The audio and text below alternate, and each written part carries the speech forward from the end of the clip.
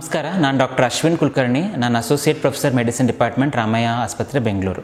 ಇವತ್ತು ನಾನು ಮಾತಾಡೋ ಟಾಪಿಕ್ ಹೈಪರ್ ಟೆನ್ಷನ್, ಅಂದರೆ ರಕ್ತದೊತ್ತಡ, ಅಂದರೆ ಬ್ಲಡ್ ಪ್ರೆಷರ್ ಜಾಸ್ತಿ ಆಗಿರೋದು. ಇದು ತುಂಬ ಕಾಮನ್ ಪ್ರಾಬ್ಲಮ್ ಆಗಿದೆ ಇವಾಗ ಎಲ್ಲ ಏಜ್ ಗ್ರೂಪ್ಸಲ್ಲೂ. ಸ್ಟಾರ್ಟಿಂಗ್ ಫ್ರಮ್ 30 ಇಯರ್ಸಿಂದ ಕೂಡ ಜನರಿಗೆ ಹೈ ಬ್ಲಡ್ ಪ್ರೆಷರ್ ಬರ್ತಿದೆ. ಯಾಕೆ ಹೈ ಬ್ಲಡ್ ಪ್ರೆಷರ್ ಬರ್ತಿದೆ ಅಂದರೆ, first of all genetic causes ಅಂತ ಹೇಳ್ತೀವಿ.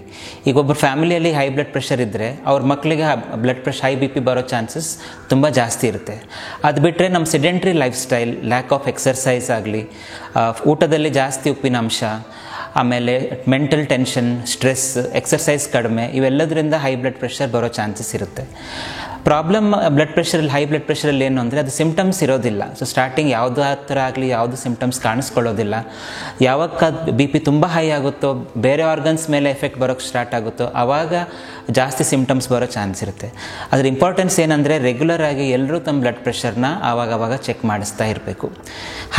ಹೈ BPಯಿಂದ ಕಿಡ್ನಿ ತೊಂದರೆ ಆಗೋ ಚಾನ್ಸ್ ಇರುತ್ತೆ, ಕಣ್ಣಿಗೆ ತೊಂದರೆ ಆಗ್ಬೋದು, ಸ್ಟ್ರೋಕ್ ಅಂದರೆ ಬ್ರೈನಲ್ಲಿ ಹೆಮರೇಜ್ ಆಗ್ಬೋದು, ಸ್ಟ್ರೋಕ್ಗಳಾಗುತ್ತೆ, ಹಾರ್ಟ್ ಮೇಲೆ ಎಫೆಕ್ಟ್ ಆಗೋ ಚಾನ್ಸಸ್ ಇರುತ್ತೆ. ಅದಕ್ಕೆ ಎವ್ರಿ ಟೈಮ್ ಎಲ್ಲ ಏಜ್ ಗ್ರೂಪ್ ಅವರು ರೆಗ್ಯುಲರ್ ಆಗಿ BP ಮಾನಿಟರ್ ಮಾಡಬೇಕು. ಆಮೇಲೆ BP ಬರದೇ ಇರೋ ಥರ ನೋಡ್ಕೊಳ್ಳೋದು, ಅಥವಾ ಬಾರ್ಡರ್ಲೈನ್ BP ಇರೋರಿಗೆ ಲೈಫ್ ಸ್ಟೈಲ್ ಚೇಂಜಸ್ ಅಂತ ಹೇಳ್ತೀವಿ. ಅಂದರೆ ಆದಷ್ಟು ನಾವು ಟೆನ್ಷನ್ ಆಗಲಿ, ಸ್ಟ್ರೆಸ್ ಆಗಲಿ ಆದಷ್ಟು ಕಡಿಮೆ ತೊಗೊಳ್ಳೋ ಥರ ನಾವು ನೋಡ್ಕೋಬೇಕು. ವಾಕಿಂಗ್ ಮಾಡೋದಾಗಲಿ, ಪ್ರಾಣಾಯಾಮ ಮಾಡೋದು, ಮೆಡಿಟೇಷನ್ ಮಾಡೋದು, ಇವೆಲ್ಲದರಿಂದನೂ BP ಕಡಿಮೆ ಆಗೋ ಚಾನ್ಸ್ ಇರುತ್ತೆ.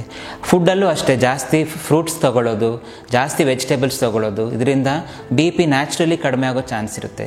ಆಮೇಲೆ ಜನರಲಿ ಸಾಲ್ಟ್, ಉಪ್ಪಿನಾಂಶ ಊಟದಲ್ಲಿ ಆದಷ್ಟು ಕಡಿಮೆ ಬಳಸಬೇಕು. ಹೈ BP ಕಂಡಲ್ಲಿ ನೀವು ಡಾಕ್ಟ್ರನ್ನ ಮೀಟ್ ಆಗಬೇಕು. ಆ BP ತುಂಬ ಹೈ ಇದ್ದರೆ ಮೆಡಿಸಿನ್ಸ್, ಮಾತ್ರೆಗಳು ಸ್ಟಾರ್ಟ್ ಆಗುತ್ತೆ.